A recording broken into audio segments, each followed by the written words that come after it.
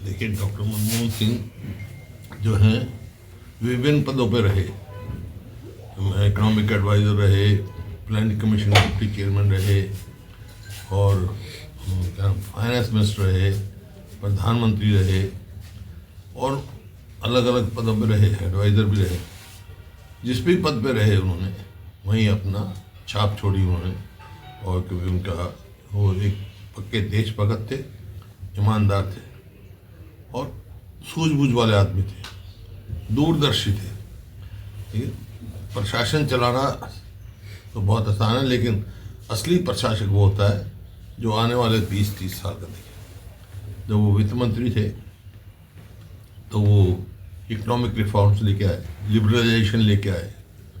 जो पद्धति थी लाइसेंस की पद्धति खत्म करे, लिबरलाइजेशन लेके आए ताकि आपस में वो हो। उससे देश का आर्थिक स्थिति में बदलाव आया और देश ने एक नया रास्ता चुना।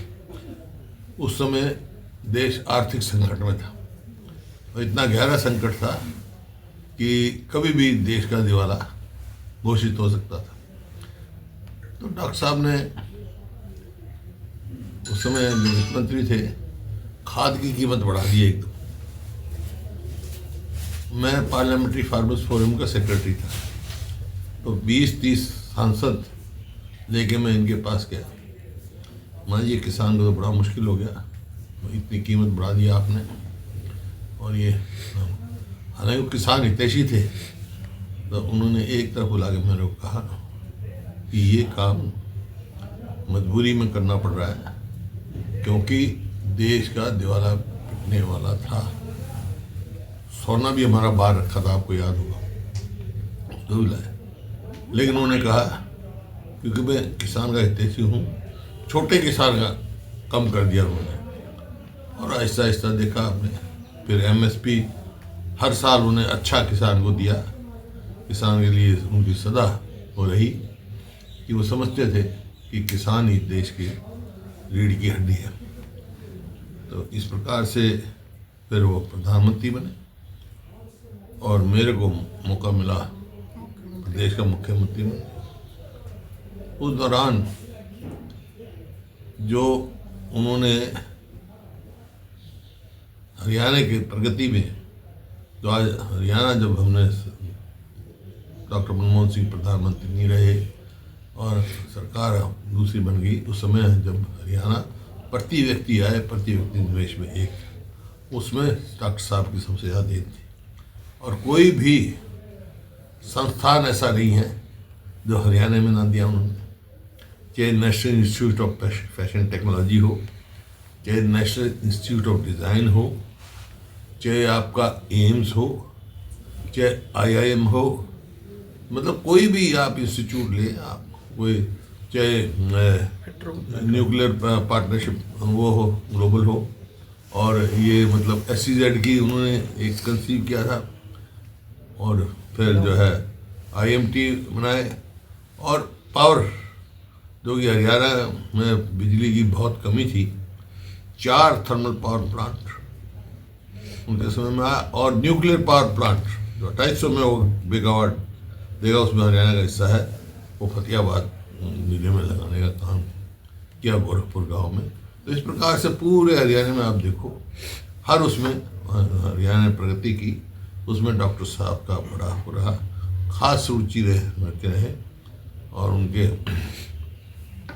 वैसे जब पाकिस्तान से वो आए, पार्टीशन हुआ देश का, तो यमुनानगर में का उनका परिवार वहाँ भी रहा और कुछ ज़मीन भी थी उनके नाम, मैंने उनको खरीदी दी। एक बार वो चंडीगढ़ आए, डॉक्टर साहब प्रधानमंत्री थे, और किसी मित्र के अपने घर गए, और मेरे को बड़ी हैरानी हुई ये देखकर। उनके इस मित्र ने, जब डॉक्टर साहब ने पंजाब यूनिवर्सिटी से 10वीं पास करी थी, ट्रिब्यून में छपी हुई थी कि doctor Manmohan Singh top the list, वो कटिंग ला के उनको दी डॉक्टर साहब की। तो इस किस्म तो बहुत ब्रिलियंट वो थे और एक देश को आर्थिक दिशा और दशा दे गए हैं। आगे देश जो आज हम कहते हैं हमारी अर्थव्यवस्था बढ़ रही है, दुनिया बढ़ रही है, तो वो उनकी देन थी। कि उनका मानना था, जैसे मनरेगा शुरू की उन्होंने और शिक्षा का अधिकार दिया, फूड का दिया, खाने का दिया, इस प्रकार से उन्होंने था जब तक हमारे लोगों के पास परचेजिंग पावर नहीं होगी हम आर्थिक स्थिति नहीं सुधार सकते। तो बहुत भारी कदम उन्होंने उठाए जो बहुत ही अच्छे सिद्ध हुए और देश का भविष्य बनाने का सिद्ध हुए। तो आज वो नहीं रहे हमारे बीच में, देखिए, लेकिन जो दिशा दिखा के गए हैं वो सदैव रहेगी देश की प्रगति के लिए, वो अनिवार्य है। आज वो जो आया है सृष्टि का नियम जाना है, लेकिन कौन क्या पीछे छोड़ के जाता है उसकी मूल्य होती है। जो डॉक्टर साहब आज चले गए, जो रिक्त हुआ स्थान उनके जाने से वो भरना नामुमकिन है। तो मैं अपनी ओर से भी समस्त हरियाणा की ओर से उनको श्रद्धांजलि अर्पित करता हूँ और परिवार के साथ उनके सुख में हम खड़े।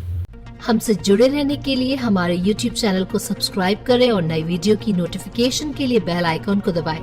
अगर आप ये वीडियो Facebook पर देख रहे हैं तो लाइक जरूर करें और ज्यादा से ज्यादा शेयर करें। धन्यवाद।